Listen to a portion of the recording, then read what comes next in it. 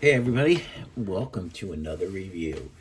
This time we have Junji Ito's GYO, The Death Stench Creeps. Now this is another one of Ito's books. Um, this one is about sea life basically coming out of the water and crawling around and attacking people, and the aftermath and how and why they're out of the water and everything like that. This is another book I bought after reading Uzumaki. And let's get into it and flip through some pages and see what we got. So, GYO, here's the book, or GYO. And as you can see, the fish have legs. This book is, I believe, maybe 15 chapters. This is not as long as the other books I read. Or maybe 19 chapters. I stand corrected. But it's only about 370 pages or so. There's 2 bonus stories that have nothing to do with the main story. And it has actually one of my favorite Junji Ito stories of all time, which is The Enigma of Amagara Fault. And that story is awesome. It's so good. But let's get into it and flip around. So this book is basically a couple, on the, and all of a sudden some fish and stuff start coming out of the water. They have legs. They start attacking people. Like, what is going on? The art is awesome. Again,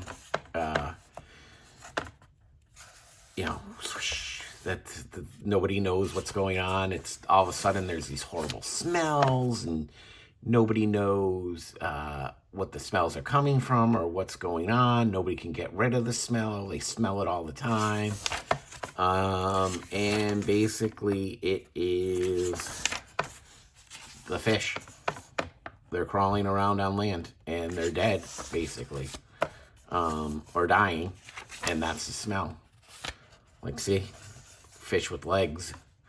And the whole book is about this main guy right here. And for a while, about half the book is his girlfriend, Kiori, and what's going on between them. And they're stuck in this seaside town, and they want to get out because obviously the fish are crawling out of the water. And it's, basically there's a shelter in place, and then it's about them trying to get out. They get out, trying to figure out what the heck's going on with these fish. This book gets to be disgusting, gross. Still loved it. But yeah, it's a really interesting tale. The art is awesome. And it's an all-around good book. Look at that.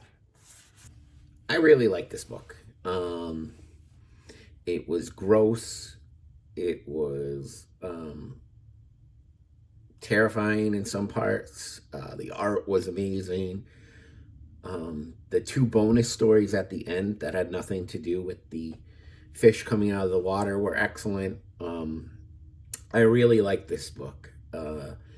It was definitely up there in some of my favorites. And again, this one is not like some of his others where they're, different stories kind of intertwining, or all different stories. This was pretty much 19 chapters of a story. No intertwining parts or anything like that. It was a story. I liked it. Like I said, very good book. I would definitely recommend it, especially if you like Junji Ito. This was one of my favorites. There's apparently a movie based on this book out. I don't know if it's a anime or if it's live action. I'll have to do some research. But I read that there was definitely a movie produced about this in Japan. So it'd be interesting to see the movie and see what they did. But if you like gross kind of monster tales, um, freaky, creepy crawler type things, then you will like this book. This was a great book, and I definitely recommend it.